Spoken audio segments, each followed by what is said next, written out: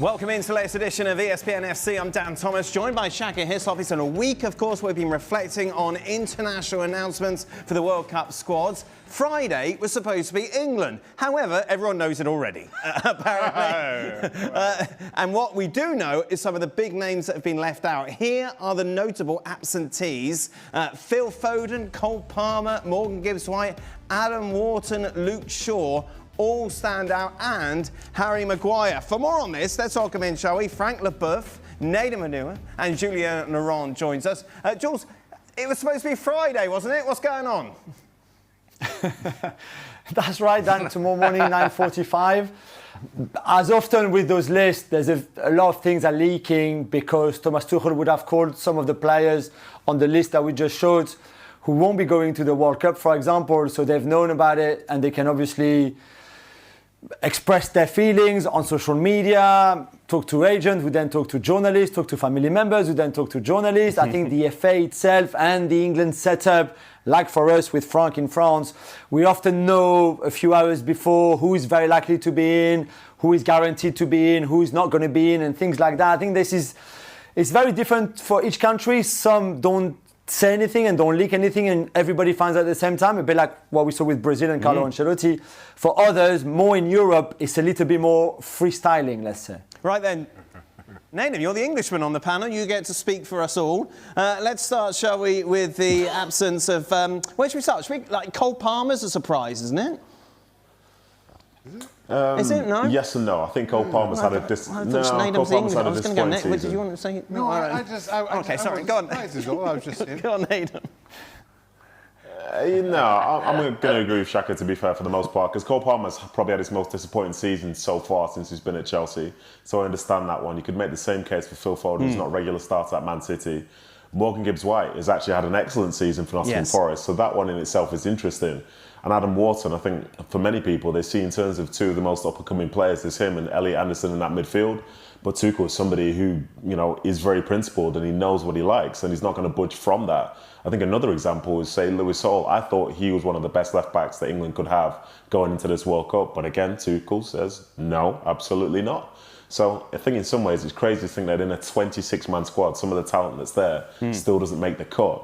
But Tuchel knows his objective is to win this World Cup. And he's not going to do it by making any decisions on people who he's not so sure about. And unfortunately for those players, that's exactly how he sees them. It's interesting, Jules, because obviously there's kind of a contradiction here, because you could say, well, if he's gone for players in form, why has he left out Gibbs-White? And if he's gone for experience, why has he left out the likes of Phil Foden?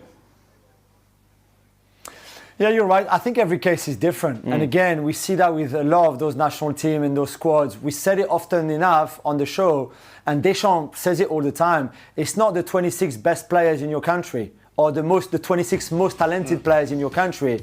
It's the 26 that for 8 weeks we live together 24/7 in a bubble with hardly any contact with the outside world. And you have to make sure that those 26 can actually go through all of that together in the best of ways. So there's not one that might be super talented, but it's going to mess the whole balance of your squad up, for example. And I think that's also part of the thinking for managers like Tuchel or Deschamps or Ancelotti on how they build their squad. It's very different than what we would have done, saying, okay, he's in form, okay, he's great, he's super talented, he's very good, I want him. Sometimes it's far more difficult than that. So you can understand, even with all that depth, that unfortunately some of the super talented players are not going to make it. Is Ivan Toney a surprise for you, Nader? Obviously playing his trade now in Saudi Arabia. Yeah, he is a surprise to me, but not necessarily because he's in Saudi Arabia, because we have seen him play before for England. But it's more so the fact that I don't know, almost feels like it slid under the radar a little bit that Tuchel was going to be turning to him for this World Cup. I think obviously it's my sort of living in a bubble as such that I couldn't tell you how many goals he scored. I couldn't tell you the form that he's in. I couldn't tell you, say, his general style of play right now. But, you know, those stats there, they kind of speak for themselves. But it's the first time that I'm seeing, and it's the first time I've chased it up myself. But is he going as a backup striker for Kane? How does, say, Tuchel see him? Does he see somebody that can work alongside Kane in the side? You know, these are the questions that, you know, Tuchel's probably thought about and decided that, yes, Ivan Toney can work really well with a Harry Kane. Maybe the play that they have, it complements each other. But, you know, I quite like an Ollie Watkins as well. So it'll be interesting to see that Tuchel, should the game become stretched or you want to make a change, which one of those four he's going to turn to. But yeah, the Ivan Toney one, it seems to come out of left field, but congratulations to him for making that squad. Frank, I'm sure you've had sleepless nights about this squad. Your thoughts? Yes, but I think Jules made a very important comment in a way that it's not the best 26 players that you have seen this season. I think Tuchel is making sure that he has the first 11, then he's going to double every positioning, and therefore, you're going to have disappointments. And I'm sure Gibbs-White, maybe Cole Palmer or Phil Foden, they don't do double, but they triple the positioning. So it's why he didn't pick them. I mean, for sure, he's not the best. Making sure that he has the first players. 11, you can, everybody is the coach, every national team coach in England, like it is in France, and everybody has a different opinion. I'm not sure that would have been picked if we would have picked the 22 best players in France at the time that I was picked for France. But it is what it is. I'm kidding, of course, but really, it's yeah, of course.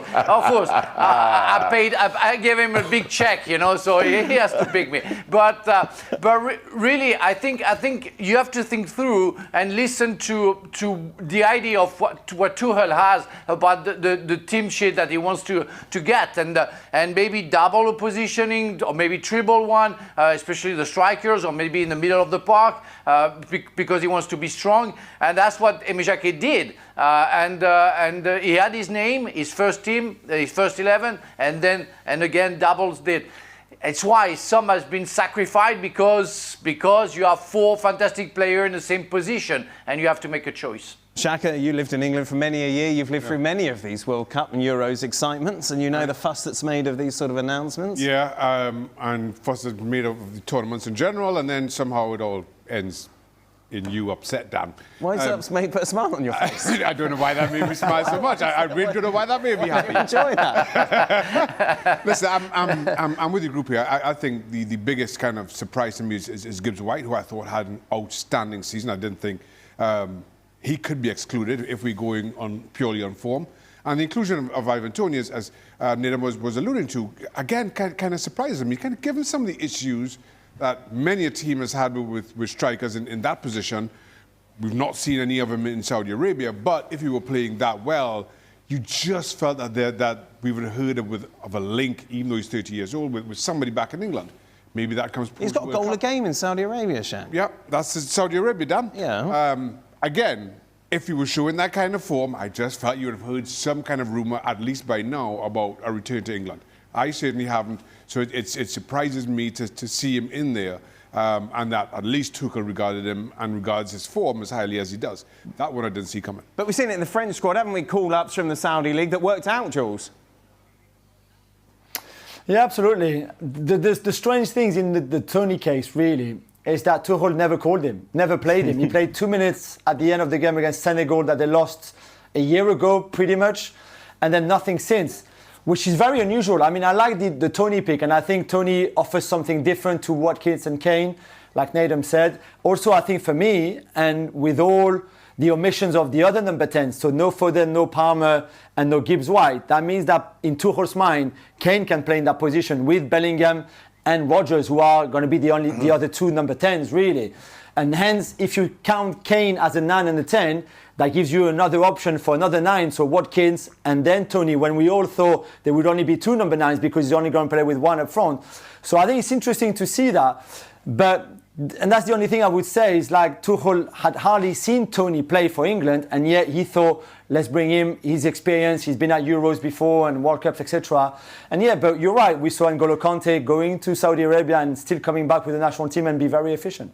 We know how Jordan Henderson... Yeah, but the thing... Oh, go on, Joe. Sorry. Right. I really think that he picked Toney instead of maybe Gibbs-White, because maybe he knows that Toney won't complain if he doesn't have any minutes during the tournament. That he has a choice with of course Kane and one other. I don't remember Watkins, of course. And if he doesn't use Toney won't complain. What would be the idea of being on the bench from Gibbs-White? Maybe he doesn't know, or maybe he knows too much. Maybe the guy will complain, like Foden will have complained. Maybe Palmer will have complained as well. So maybe he doesn't want that. And he wants to find the chemistry with the team, and that's very crucial, very important to find that. And Toney is so happy that he will be only happy to be there. And if he has a chance to play, he will take his chance. But if he doesn't, it won't create any problem, any issue to Tuchel. Jules mentioned it, Nadem. 8 weeks, of course, in a bubble. You have to try and get on with everybody. Jordan Henderson's inclusion, how much does it factor in how personable he is and how much of a leader he is amongst these players? Yeah, I think Thomas Tuchel must have seen something from him that suggests, he's an important part of that group. And obviously, I think it's fair to say that he won't be getting a ton of minutes at the tournament. But I think from when the manager will look down the bench to see people who could come on and say have an impact, have an influence and understand the state of the game, I think he's good for that. And Jordan, having played in multiple of these tournaments, as is the case with fielders like John Stones and others, that will make a difference, because I think it's fair to say, even from a human standpoint, you can go stir crazy when you're away for such a long period of time, surrounded by people who you wouldn't necessarily choose to be around anyway, add in the context and the heightened pressure of playing in those tournaments. And, for England and others, the expectation is to win it, so every performance is critiqued on a deeper level, like we saw at the Euros 2 years ago. So I think Jordan Henderson being like a safe pair of hands in there for Tuchel to understand some of these younger players, to help pass on the messaging and so on, and still drive the standards on a day-to-day basis. I think that is obviously important, and credit to Jordan, in my opinion, for still being fit and available to be able to do it. Meanwhile, one of the first leaks that we read this morning was Harry Maguire taking to social media saying that he'd been left out. He was disappointed, but he, of course, wishes the team, the standard isn't, wish the team the best. You look at these centre-backs, Nathan, they don't exactly blow your socks off. Well, I mean, are they supposed to? Are they supposed to blow my socks off? Well, you're looking at, say, Mark Gahey there.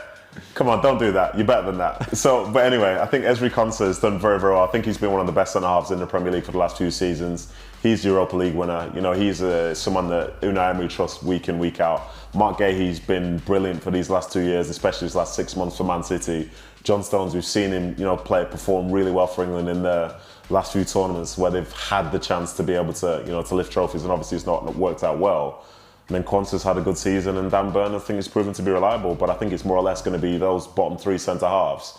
They're going to be, looked at by Tuchel to try and progress the team forward. Obviously, things could change. You could spin it, maybe putting like a Reece James in there, depending on what the game sort of state is as such. But I think as far as it goes, whether it was John Stones, Mark Gahey or Ezri Konsa starting it for England, if everything else around them works well, I think it gives them a good opportunity. So you agree with the exclusion of Harry Maguire? I think it's a tough one, to be honest. I think for the way that Tuchel appears to want to be, maybe he wants a bit more sort of like mobility in and around there. In fact, as good as Harry Maguire has been this season, as good as he's been in the past, I think he probably just sees a different type of game that he wants to play from his England perspective, and probably sees how the opposition might play against them as well. So I think it's hugely disappointing given how successful he has been for England, relatively speaking. Obviously, he's not lifted a trophy, but he's been a stalwart across these last 6 or 8 years, however long it's been for them. So I kind of get it in some ways, because you could see that he was kind of turning to be on the periphery. And as is the case with potentially John Stones in years to come, people are going to start looking the other way and bringing in other types of player. But I think he only wanted one of those, and it was going to be Stones or Maguire. And I think he prefers the style of player John Stones and the versatility that he can bring. But Harry Maguire, to be given the credit, he's had a good season, as is Luke Shaw, for example. Frank, you were a defender. Yeah, it's sad for Maguire, but I can understand. I mean, nowadays, when you play, imagine you play, Maguire plays against France, and you play against Mbappe, Olise, Doué, and those players who are so fast, he's gonna struggle. And having him on the bench might be a problem because of his character and the strong character that he has. And maybe Tuchel prefer Quensa, and Quensa knows that if he doesn't play, he won't create any problem. So I have no problem with the players that Tuchel should get. It's only sad because it's true that Harry Maguire has been very important for Manchester United, but it is what it is. And again, you have to make choices, and the choices that Tuchel is making are, for me, the best.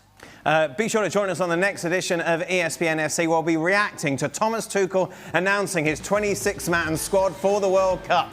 I wonder who's on it.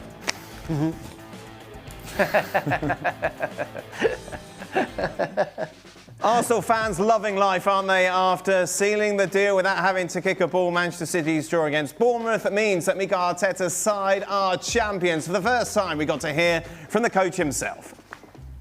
It's one of the best feelings I ever had. I'm supposed to be here at Colney watching the game with the boys and certain stuff because that's what they wanted. But I couldn't. I think 20 minutes later, before the game, I had to leave. I couldn't bring the energy that I wanted, and I think when it was their moment as well to watch it together, to be themselves, and just see what the outcome would be. And I went home. I went outside to the garden. I started to build some fire, and I started to do some barbecue. I didn't watch any of it. I was just hearing some noises in the background in the living room, and suddenly the magic happened. My oldest son opened the garden door. He started to run towards me. He started to cry. He gave me a hug and said, "We are champions, Daddy." And then my other two boys and my wife came over, and it was beautiful. Just to see that joy on them as well, that they are always with me. It was magical. And I think a minute later, Martin was with the video. "Where are you?" I said, "Come over." He said, yeah, guys, enjoy it for a while, and see you in a few hours somewhere in London." And it was beautiful.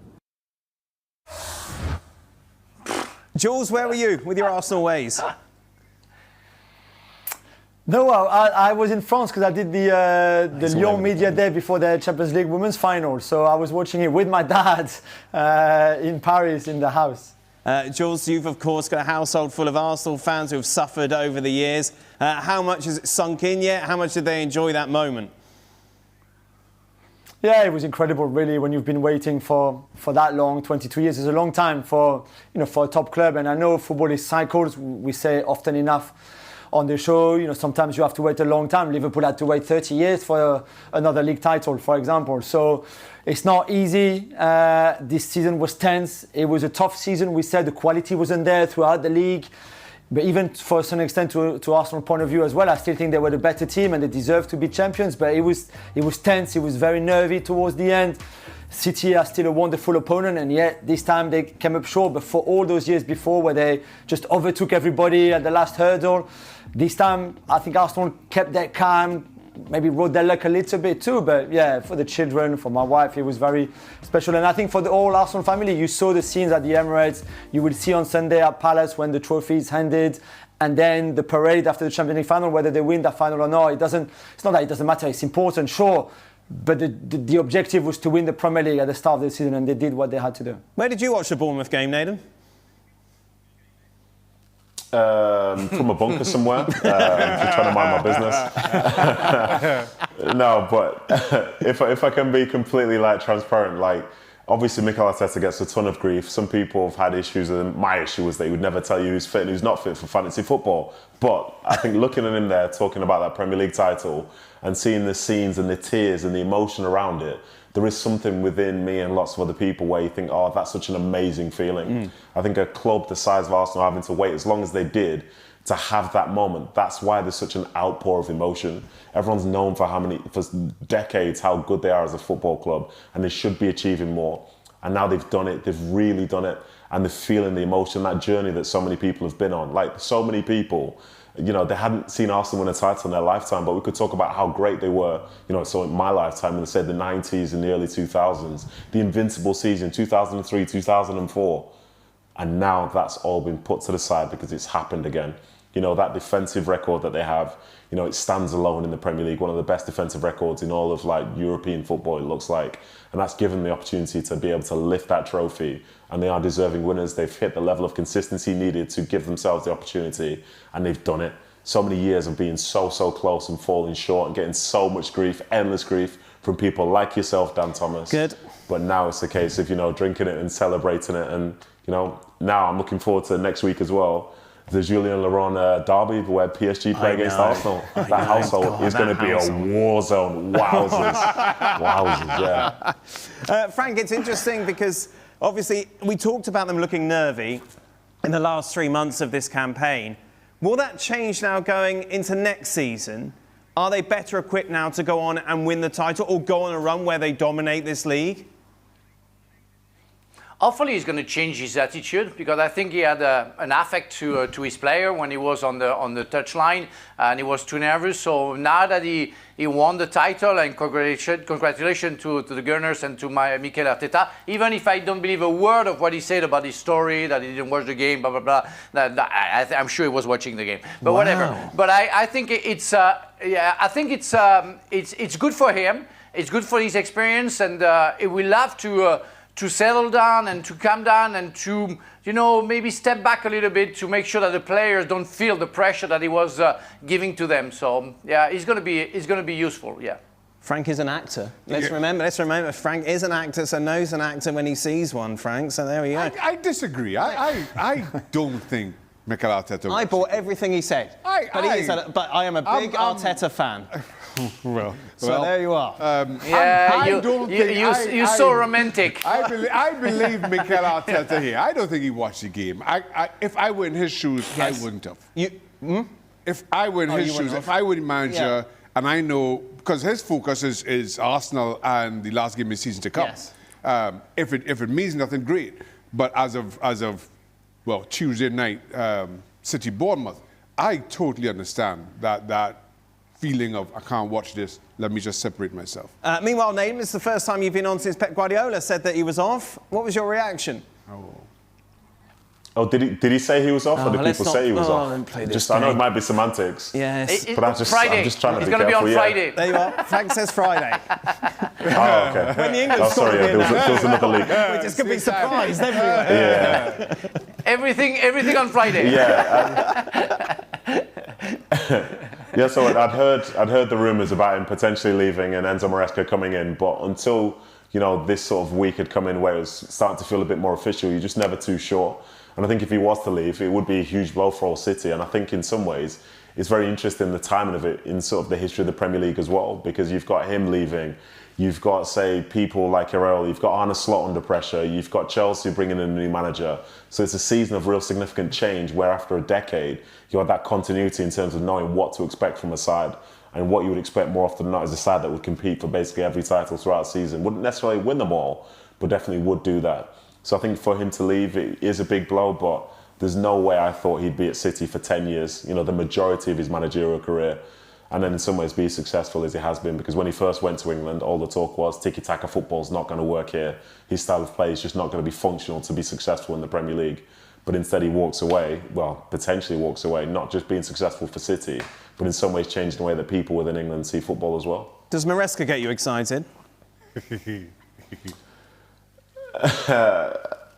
Get me excited. You keep asking me some really weird questions, Dan. But what I would say is, I think it's a fair question. Like, Maresca, are you dancing in the streets? Are you excited that he's coming? Yeah, to be honest, I think that Xhaka gets it. I think, to be honest, the fact that whoever would be coming in after Pep Guardiola would be very, very tough to replace, because obviously, no one expects it to be the same. But the standard's been raised so high that it'll be judged according to Guardiola's prior successes. And I think Maresca is somebody that has worked with Guardiola, so he has an understanding of what he was like on a day-to-day basis, because Maresca was an assistant when City won the treble in 2023. And Maresca has had the experience of going to somewhere like Chelsea where maybe the infrastructure isn't great and really good for coaches to be successful. So perhaps with the resources he has at City and the setup that he's seen before and knows well, maybe he can be successful. Maybe the Premier League's in a different position now to where you don't need to be getting 90 plus points to win a league title, as we've seen this year. And if that's to be the case, then Maresca, as far as all the managers in the league go right now, is probably as good as most of them, to be honest. So yeah, I guess it's fine. Best of a bad bunch is what I'm hearing. Jules, does he have the gravitas to keep the big players in this squad? We're already hearing rumours of Rodri, maybe to Real Madrid. If someone comes knocking for Haaland, is someone like Maresca going to be able to have the ear of these players to keep them? It'd be very interesting to see. He will have to step up in, it's very different. It's the step up from City, even more, from Chelsea, even more from his experience at Leicester, for example. So the key would be that first contact with the squad, with the players. I think Rodri, even if Pep had stayed, I think we kind of knew there was only 1 year left on his contract. If Real Madrid comes calling, it's hard to say no for him as well.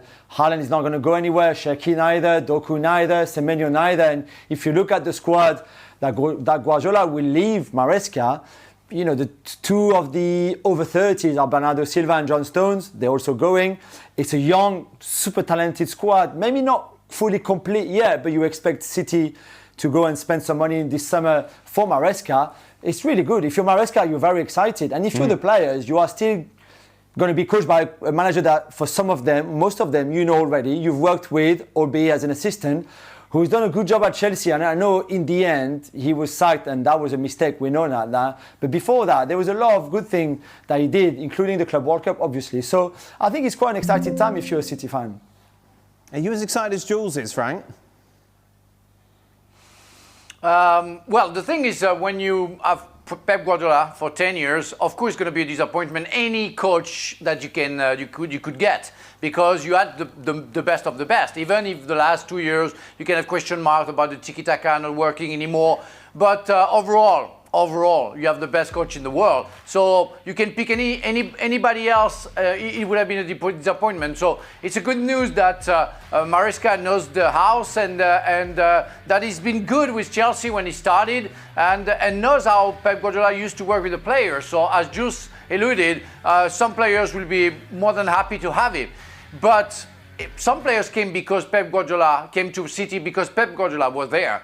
And they can say, well, Pep is not there anymore, so I'm going to leave. And I'm thinking about Erling Haaland. That would be a real a question mark for him, whether he's going to stay or not. According to some other players like Rodri, Bernardo Silva leaving, maybe he will try to do the same.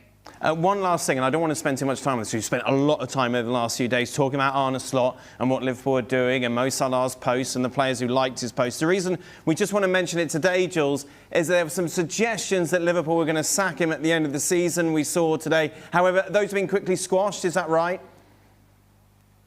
Yeah, I was told tonight as well that that was not going to be the case and that they haven't changed their mind in the sense that they are happy to give him next season. And you know, I'm not a big fan. I would not have kept him. I think we saw enough mediocrity this season from him that he doesn't deserve to stay on. But I know he's got a credit from last season, or certainly the first half of last season.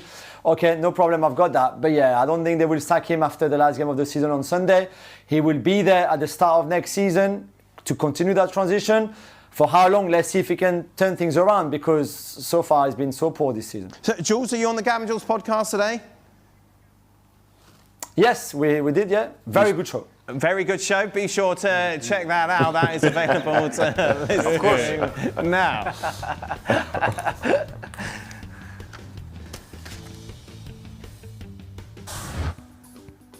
Shaka's power rankings. Arsenal won. Yeah, well, I mean, no real surprise that, you know, they leapfrog PSG just the week that they've had, crowned champions. Aston Villa are in for obvious reasons, winning the Europa League. And then the usual suspects in Bayern, Barca, Inter. Porto crowned Portuguese champions, heavy Portuguese influence today. Benfica, who've gone this season undefeated, finishing second. Benfica finished third, undefeated. Sporting finished second, and into the cup final, make up the top 10. I was tempted to put Middlesbrough because nobody's had a better week in world football than Middlesbrough this week. Wow. But they come in at 11th. They come in 11th. So just 9 and 10, just explain those to me again. Who's 9, who's 10? Yeah, Sporting finished second. Sporting finished second, but are playing in the Portuguese Cup final this week. Benfica finished third, but undefeated for the entire surely season. Finishing second is finishing better than undefeated. So what are we getting at? So surely Sporting should be higher than Benfica because second is better than third. Yeah, well, they've got the cup final. Give them that. Just wait. Wait, that still doesn't make any sense. Why does it make sense? Forget the cup final. Right. I give them some credit for going undefeated. Here you go. Benfica, yes. Right. But Sporting should be higher because they finished second, surely. No. No? Because they lost games this season, Dan. Because they lost games. That's how it works. You're not following, Dan. I apologise. Clearly. Yeah, Apology accepted. Apology accepted, Dan. And you think Arsenal are going to win the Champions League? No, I didn't say that. Well, if Arsenal are higher than PSG in the power rankings, Arsenal have had a better week. They're crowned champions, so they're into the power rankings. These are the best teams.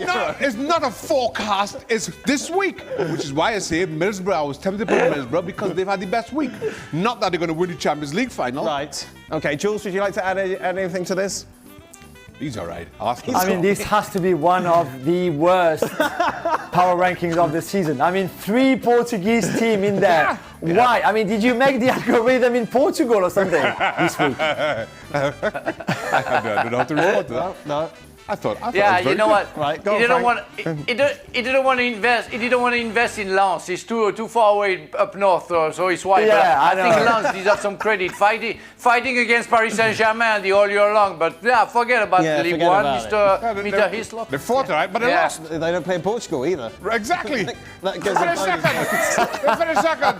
Well done, Lance. Nadim, you have the last word on this. Congratulations. No, I've got to say it's probably the best part of the show, but I think it's probably time for that's a Shaq to low invest bar. in a new data center because his supercomputer is dying a death here. He needs to figure this out. Come on, Shaka. Just a reminder, we continue to answer your questions on Extra Time. I hope, and we've got a very special video of Frank, if Mike's been able to sort it out. Oh boy. You really have to see it. Oh, bad. Oh no. Oh no. It is the Women's Champions League final this weekend. Familiar foes facing off. It's Barcelona against Leones. Let's get some thoughts, shall we, ahead of it. Bonmati and Putelos ahead of the game. El Lyon siempre es un rival muy duro. Creo que de los que venimos jugando desde que somos profesionales, para mí, en mi opinión personal, es el rival más duro al que siempre nos hemos enfrentado. Solo lo hemos ganado una vez en la historia y fue en esa final de Bilbao. Evidentemente ellas tendrán ganas de revancha, ¿no? Porque no gusta perder. Y tienen un gran equipo, además, como bien dices, un entrenador que ha estado aquí, que nos conoce a la perfección, que sabe cómo jugamos. Así que va a ser una final súper disputada, pero también bonita de ver y también bonita de disfrutar y de jugar, ¿no? Porque son estos partidos los que te hacen grande como jugadora. No creo que sea bestia negra, creo que es un gran rival, un equipo con grandes jugadoras, con un gran entrenador que conocemos bien, pero en una final puede pasar cualquier cosa, tanto para un lado como para el otro, y lo que vamos a intentar nosotros, que es lo que depende de nosotras, es intentar hacer todo para acercarnos a esa victoria, ¿no? A partir de aquí, pues es un partido 90 minutos y bueno, pueden pasar muchas cosas y que intentaremos controlar. Looking ahead to this, Jules, Barcelona, huge favourites. Do you think? I'm not sure. I would not say huge favourite, no, because as we saw in the games that they played, and this is the best that the women's game has to offer. This is the Clásico of the Women's Champions League. This is the two best teams, I guess, with Arsenal, but really this season they've been outstanding both domestically and in Europe. They're incredible. Like Aitana and Alexia said, the Lyon current manager, Jonathan Giraldez, won 2 Champions League with Barcelona, was there when they beat OL as well the last time. And he knows exactly how Barca are going to play, but the depth in that Lyon squad is impressive. The way they play, their physicality, how aggressive they can be, especially in that midfield where the game will be decided. You've got great forwards in the two teams, really good defenders, but it's really in that midfield battle between the two set of midfield three, if you want, that the game is going to get lost or won. Really, whoever controls that best, whoever is on top of it, I think will get the win. It's going to be fascinating, really, on Disney Plus on Saturday evening. It is interesting what Jules said. This is kind of the best on show, Nadim. Yeah, absolutely is. I think the only way I could sort of make a comparison to, say, men's football, for example, would be when PSG played against Bayern Munich. Having been lucky enough to go and, say, trail the Women's Champions League this season, you see Barcelona, you see Lyon, and they feel so different to some of these other sides. You know, and that's why they were number 1 and number 2 in that league phase. And then you get into the knockouts and the goals that you're seeing, some of the talent that you're seeing. I think Barcelona have so many players already in the top scorers list for the competition, but Lyon themselves, they have a whole host of experience, and you know they are one of the most successful sides in the history of the competition, as we can see there. And what I love about both sides is that neither will be on the back foot. Both teams want to go for it. And Barcelona's strength is their ability to score goals and apply pressure. But then that's also at times their biggest weakness, and they can get hit in transition so quickly and so often, as we saw from Bayern Munich in the last round in the second leg. And Lyon are more than capable of being able to do that as well. So it's a fantastic game of football. And as Jules said, Like, these are the two best footballing sides in Europe, in my opinion, Jules' opinion, probably the opinion of many people. So it's great that this has ended up being the final this year, because it might not necessarily feel like, say, last year when Barca played Arsenal, and Arsenal were more so on the rear guard. Obviously, you know, they wouldn't deserve to win it and so on. But these two teams here, as far as entertainment value goes, they are 1 and 2, possibly 1A and 1B. It is 6 straight finals for Barcelona, Jules, but we have seen them. As Nathan mentioned, against Arsenal last season, they have fallen at the final hurdle in the past. Yeah, they have. Last season was, I think, the template that Lyon are looking at and thinking, okay, how did Arsenal do it? What did they do really well against this team that scores 4 or 5 against everybody, that is the best footballing team that we've seen ever in the women's game? And yet they had that aggressive approach to it, especially in that midfield with kind of a medium block. They had fast forwards. They took their chances really well, and you have to be a bit lucky when you play against this Barca team for sure. And this Barca team has even less depth in their squad than last season. They've got a lot of youngsters coming through because they had to make cuts, they had to let some players go, important players too. So it's probably not even as a powerful squad as it used to be in previous years. Whereas if you look at the Lyon squad that Michel Kang has built and invested a lot in, it's the best in Europe, really. And they've got great players everywhere in all the positions, international players. Somebody like Dumont can dream of winning the Ballon d'Or if she wins this tournament. She wins the final tomorrow. So it's huge for Lyon. And for Barcelona as well, because as you said, 2 years running, 2 years in a row, if Barca get to the final and don't win it for what was their competition, I think would be a really bad sign for the club. Yeah, like Manchester City losing those 2 FA Cup finals that we discussed, Nathan, before just about getting past Chelsea last weekend. What's your prediction for this then, Nathan? Just about getting past Chelsea. Interesting. I just remember them winning, but cheers, Dan. I think I'm going to go for... I'm going to go... Yeah, you were talking to me. That is a surprise. Yeah, I'm going to go for Barca, just because, as Jules has said, for them to lose 2 finals in a row, it just doesn't seem likely. This is a side that doesn't lose many games at all. And I think they've probably learned the lessons from last year, losing to Arsenal. And I think with the amount of goal scorers that they have available on that pitch at any particular moment, you know, it's going to be very, very tough to score more than them. So I'm going Barca. And of course, we know who Jules will go for. Yes, that's right. Yes. And also, I have to go against my brother. So, I'll go tight game. I'll go 1-1, then it goes to extra time, and then Lyon just nick it at the end and win 2-1, and we party. Shaka, you get the deciding vote? Barcelona 2-0. Thank you very much. Just a reminder, that game is live on ESPN Deportes. Be sure to check it out. Barca against Lyon, 12 p.m. Eastern. And for a full preview of that tie, be sure to check out a special edition of Football W, which is available now on ESPN+. NWSL action. Portland Thorns taking on Bay FC. Half an hour in, what a goal this is on the half volley. Vinola here. After a little bit of head tennis in the box, Vignola's just sitting top of the box. Falls nicely to her. Difficult height to control, but she gets over the top of this really well. Keep her nowhere near it. And the 3 points were guaranteed with 13 minutes to go. Mally McKenzie here. McKenzie just tapping in after a really good run by Sophia Wilson. Good vision to pick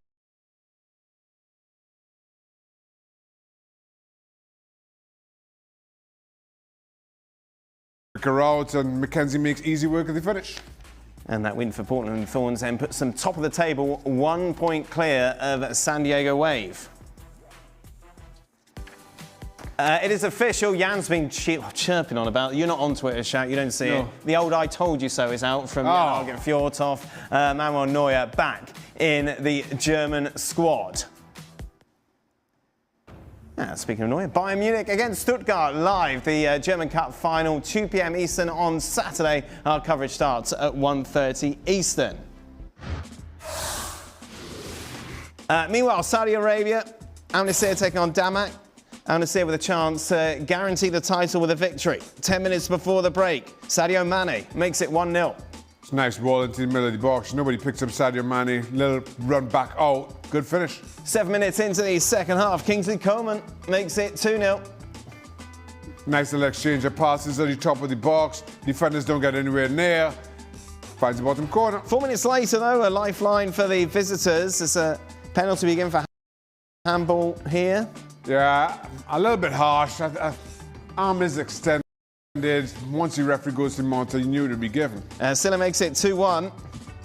But then, into the 63rd minute, Cristiano Ronaldo called up to the Portugal squad, of course, this week, scores to make it 3-1. Tight angle. Just feel like the keeper is thinking cross and just beating defenders so he doesn't move too late. It's a soft goal to concede. 9 minutes to go. Cristiano Ronaldo gets his brace. Is this soft, Shaka? No, it is not. There you are. Stop your Ronaldo hating. What's Ronaldo hitting? Oh, God. Ball just comes loose and striker's instinct, he's there. He's emotional. Emotional as he comes off. First title since making the move to Saudi Arabia. The confirmation there that they are indeed champions. You take a look at the standings. They beat Al Hilal by 2 points.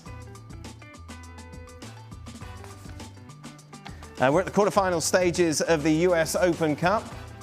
Columbus Crew taking on NYCFC. And it would just be one goal that would be enough to see the Crew advance.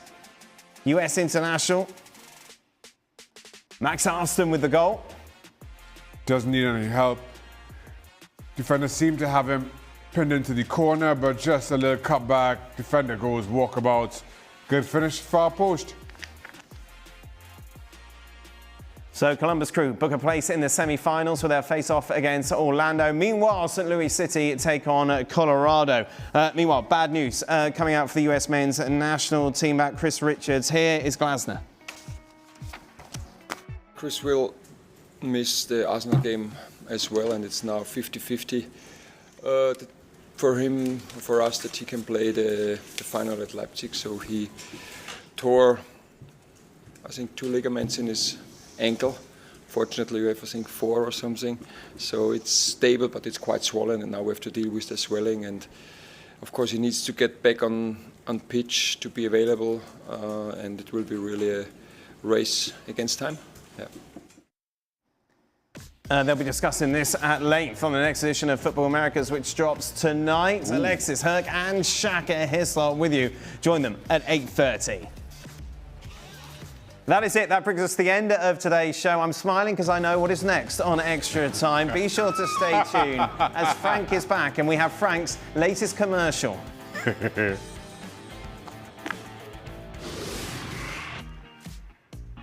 Welcome, ladies and gentlemen, to the latest edition of Extra Time. Shaka Hislop is here. Yes, I am. Naden joins us as well. Jules also with us. And the man himself, Frank Leboeuf. Frank, do you want to say anything about this video before we show it? I don't know anything about that video. What is that? A commercial, really, or what is that? Okay. I don't know anything. That's going to be a surprise. Right, here we go. Right. Oh my God. Yeah. This woman is very excited about her clean washing. What's even more exciting, for some reason, and this man's on the phone. And look, now, this next bit, I don't quite understand either. So, Frank. Well, Jules will explain. Maybe Jules will explain better. It's not a commercial. It's to tease a commercial about washing liquid will make you a little bit high. And in fact, when the lady gets high, she sees me, and I am in a commercial where I sell cars in France. And I always say, "Hi, it's Frank Leboeuf," and that's becoming like viral. So I come into a craziness, and I just say, "Hi, it's Frank Leboeuf." So, well, they tease me, and they tease the lady and the commercial. So, the selling point of this washing up liquid stuff is that it gets you high. No. It's just somebody is Cyprien. He has like 15 million people following him, and he tears all commercials. Right. And we how do you say, Jules? We shot something to tease commercials. Right. That's what it. That's not a commercial. Yeah. We don't sell anything. it was just that. I see. So it's a sketch about commercials. Exactly. It's not a commercial. Yeah. No. There we go. Voila. And I wasn't paid for that. That's why it's not a commercial. You were so good in it. Jules, where will Areola be managing next season? Is there any chance Bournemouth will convince him to stay, especially since they've qualified for European competition next season? No, I mean, it's a good idea, and I think a few of us, we were talking about it the other day on the show as well. It's a bit of a shame when you get to that point, if they make, because it's not guaranteed obviously, but if they do make the Champions League, you would want to see him leading that team into the Champions League. Obviously, that would be very special. But no, there's no way back. He wants a step up and a bigger club. I think for a long time he was hoping that maybe Liverpool would get rid of Arne Slot and that would be the perfect fit for him. That's not going to happen for now. So, I don't rule out the fact that he might not have a club at the start of next season, and it will take a bit of time to make sure that the right offer comes, which might come at Liverpool if Arne Slot doesn't last until November, for example. That's really, a strong possibility. But no, I don't think he can stay at Bournemouth. And again, I think he will be quite particular in where he goes next, because he wants something quite big and something where he feels that is the right project for him. Naden, which Chelsea players should Maresca target? Only one allowed. Who are you having? Only one. Good question, that. That's easy.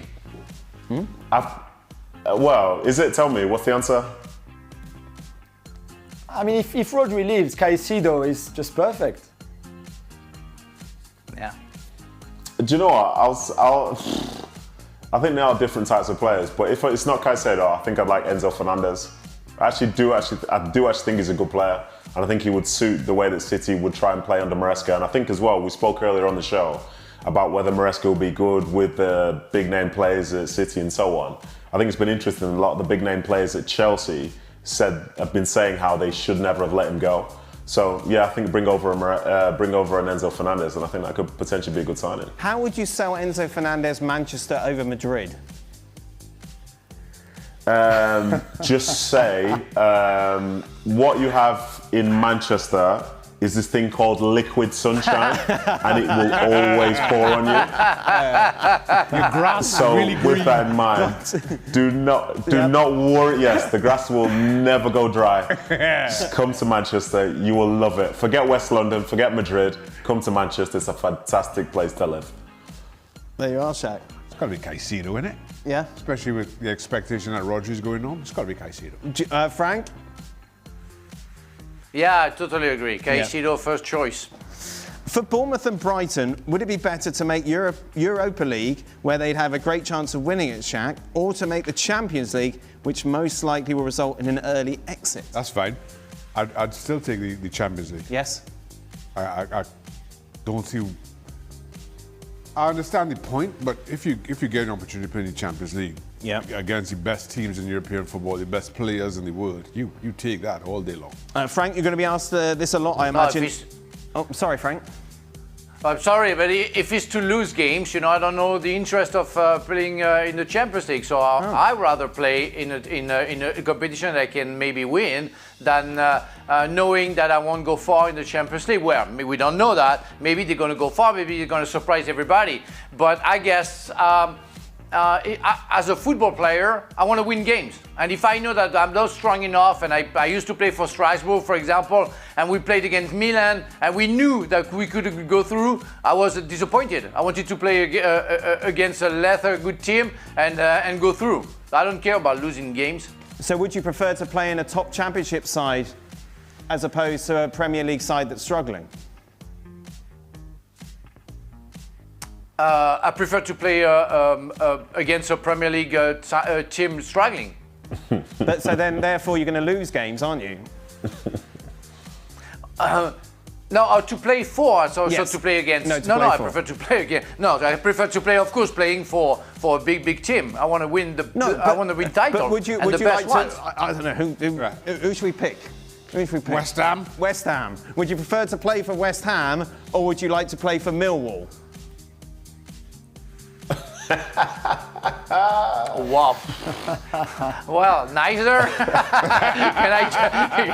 Can I go somewhere else? You know, I have a very bad agent. Oh,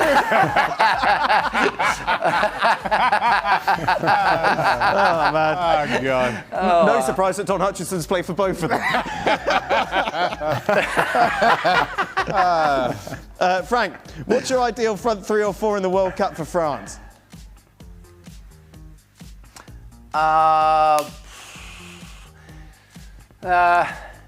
Mbappe. Oh my God, it's so complicated. Mbappe, Dembele, and Doué, because I put Olise as a number 10. Okay. Jules, do you agree? Yeah, I mean, Dembele, Mbappe, Olise are nailed on, really, guaranteed. The fourth spot would have gone to Ekitike on the left-hand side. Unfortunately, as we know, he got injured. So it's either, then you have three players and then you can reshuffle your front four, but it would be Barcola, Cherki or Doué for that fourth spot. Then you depend what you want, maybe depending on your position and things like that. I am with Frank on Doué. I love Doué. If you want a bit more pace and to run in behind, Barcola is great. If you want Cherki, and that's, I think, the most interesting thing for me, I would leave Olise where he's the best in the world, on that right wing. I would not move him centrally like Deschamps is doing.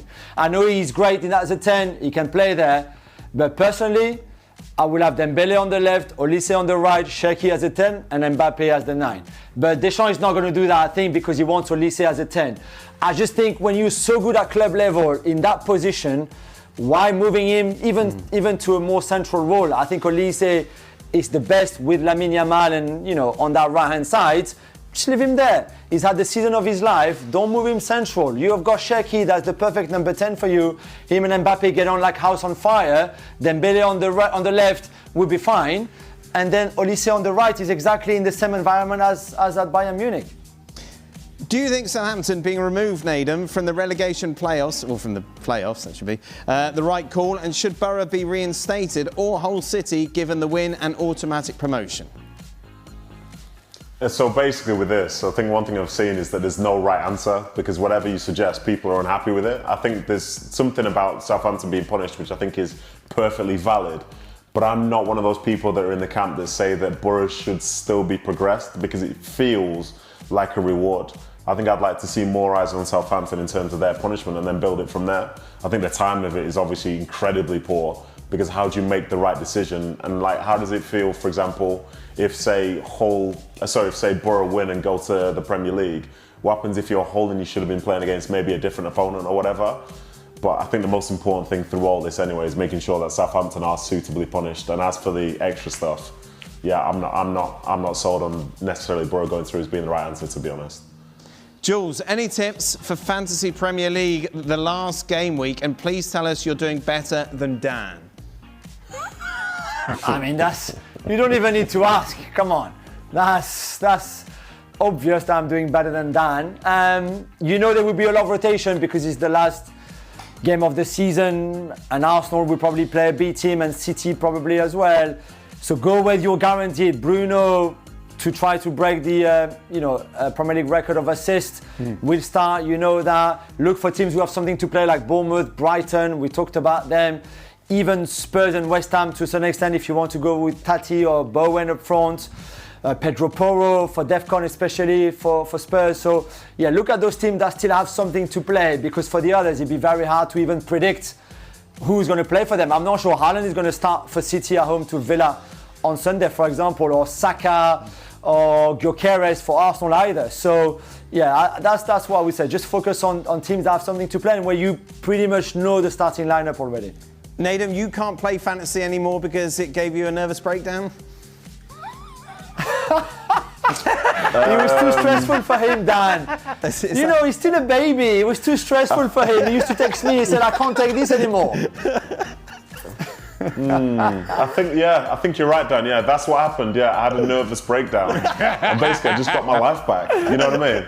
Can I breathe? Like all this stuff. Congratulations, Jules. You're a champion. Well done, Dan. You're playing. Listen, I just mind my business. I watch the games that I want and I relax. So go away, you sick of your But this is, I haven't just plucked this out of thin air. You did play, but it became too all-consuming for you. Is that right? Yeah, because with stuff like that, like I take it seriously, and I was thinking, like, what am I doing here? Why have I spent an hour trying to pick a team, like every single day? Like, get a life. So I decided to do the right thing after my nervous breakdown, and I put the phone down, and I have not gone back on the thing in the last 2-3 years. Yeah. Oh, HR. I'm happy. That's your fault. I don't know why. I didn't see anything. Hey? I didn't see anything. I know, I'm getting in trouble for Frank's commercial. It wasn't a commercial. Final question. Oh, this isn't going to help HR either. Shaka, when Stevie gets emotional, his Scottish accent comes out. But the only time we heard a hint of Trimbagonian from you is when you called Dan a little chaff boy. That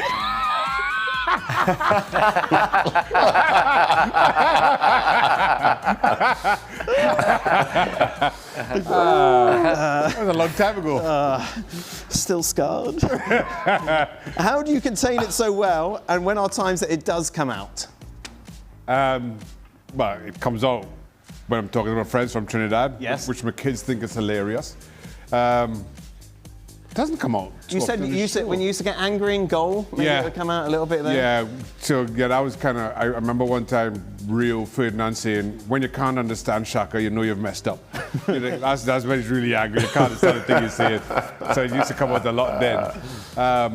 But I'd never have any reason to be angry on this show, Dan. Oh, no, not at all. Jules, when does your French come out? Yeah, when I get angry, I swear Yes. in French a lot. Yeah. At football or basketball, stuff like that. And Frank is the same when he's got in technical problems. Yes. Before the show, because his camera's not working, and then he goes full on French. And we've heard it. Yeah, well, it's sad. It's I'm sorry about that. Not. And what was your language like in this video, Frank? Let's take you through another one that we. Oh wow, that was French, and I was thinking Allez les Bleus, Common Blues, for the French team. But it was so cold. It was minus. You can see at the back, minus 132 degrees Celsius. So it's a lot. In Fahrenheit. It's for 3 minutes. You have to stay there. Wow. It's an anti-inflammatory. It's very nice, but it's hell. The last minute. It's like you are dying. I mean, that's crazy. Yeah. But that's very helpful for the body. Nathan, did you do that in your playing days, recovery? Yeah, I did do it once actually, and it is a crazy experience, but it does feel good afterwards. You just have to survive that first 3 minutes. That's the issue. Right. What? Any comments, Shaq? No, I used to do the old ice baths, which wasn't minus 600 degrees like that. Still cold? Yeah, it's cold. not as bad as that. What was the benefit of those?